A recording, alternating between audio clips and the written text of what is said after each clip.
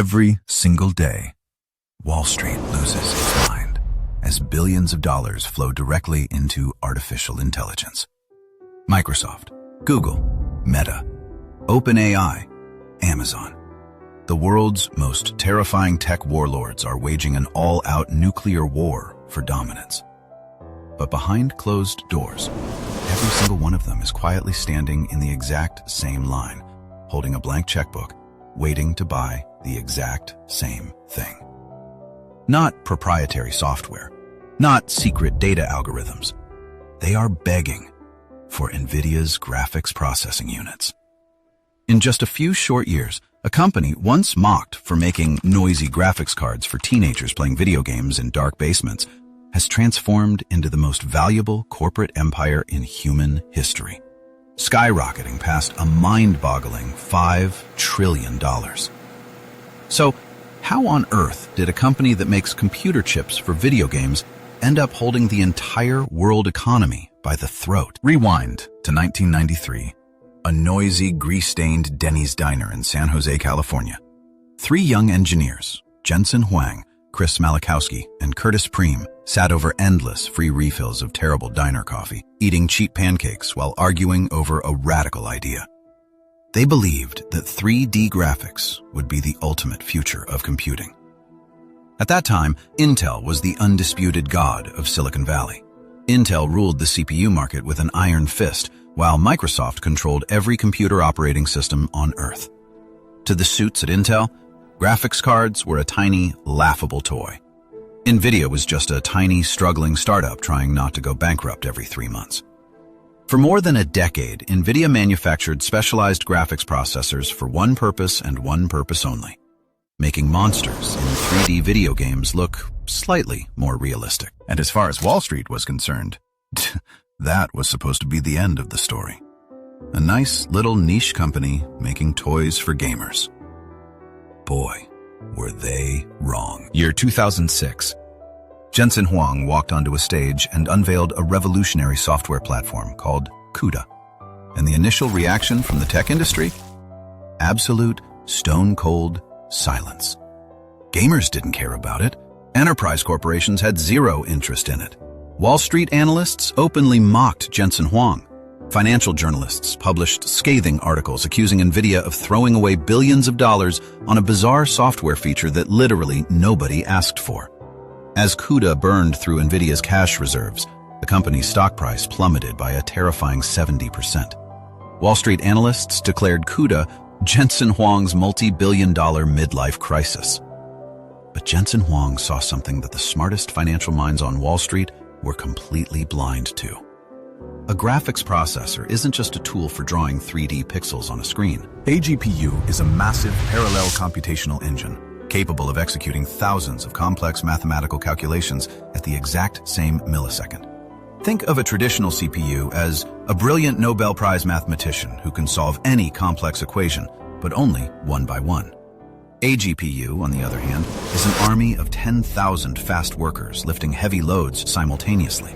And while CPU speeds were hitting a physical wall, CUDA was about to unlock infinite computational speed. Fast forward to 2012. At the University of Toronto, a graduate student named Alex Krzyzewski and AI pioneer Geoffrey Hinton were preparing an entry for ImageNet, the world's most prestigious computer vision competition. Instead of renting multi-million-dollar university supercomputers, Alex and his teammate Ilya Sutskever did something absurd. They went out and bought 2 regular NVIDIA GeForce GTX 580 gaming graphics cards for a few $100. They wrote their deep learning algorithm using Jensen's CUDA software. When the ImageNet results were announced, the entire computer science community suffered collective, jaw-dropping shock. AlexNet didn't just win the competition. It crushed every traditional CPU algorithm by an insane margin, cutting error rates almost in half. For the first time in human history, a computer could recognize images better than a human eye. And the epiphany was terrifyingly clear. The AI algorithms weren't new. The math had been sitting in textbooks for decades. What AI was missing all along was hardware fast enough to run it. When Jensen Huang saw the AlexNet results, he didn't wait for committee meetings. He immediately pivoted NVIDIA's entire multi-billion-dollar R&D machine to focus 100% on artificial intelligence. In 2016, Jensen Huang personally drove to OpenAI's office in San Francisco, acting like a delivery driver, to hand-deliver the world's first AI supercomputer, the DGX-1, to Elon Musk and Sam Altman. That single delivery sparked the modern AI explosion. November 30th, 2022. OpenAI released ChatGPT to the public. Within 5 days, 1 million people signed up. Within 2 months, 100 million users flooded the platform, making it the fastest-growing consumer application in human history. And underneath the hood of ChatGPT, an ocean of 30,000 NVIDIA GPUs humming silently, processing trillions of words. Suddenly, every CEO in Fortune 500 tech suffered violent FOMO. Satya Nadella at Microsoft, Sundar Pichai at Google, Mark Zuckerberg at Meta, and Jeff Bezos' successors at Amazon realize a terrifying truth. If they didn't build massive AI data centers immediately, their tech empires would become obsolete overnight.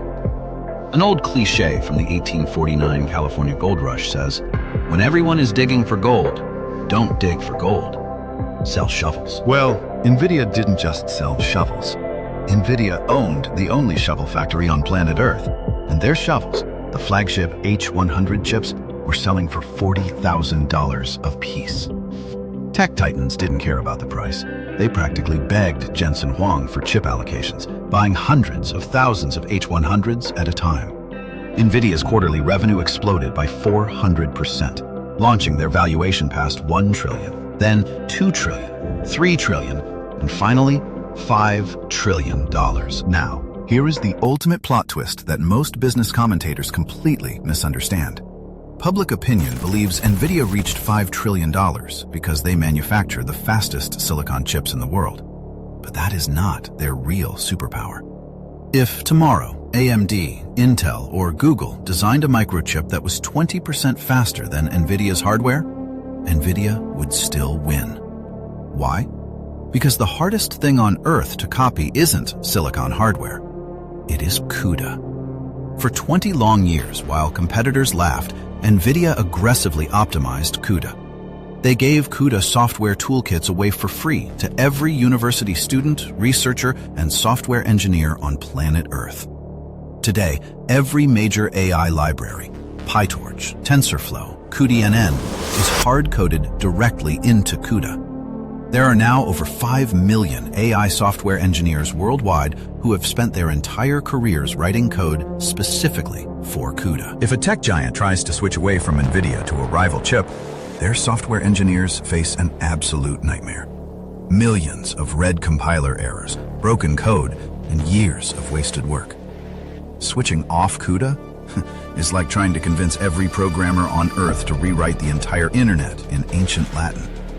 That software lock-in is NVIDIA's unassailable $5 trillion moat. 30 years ago, Jensen Huang sat in a Denny's diner, dreaming of 3D graphics for video games.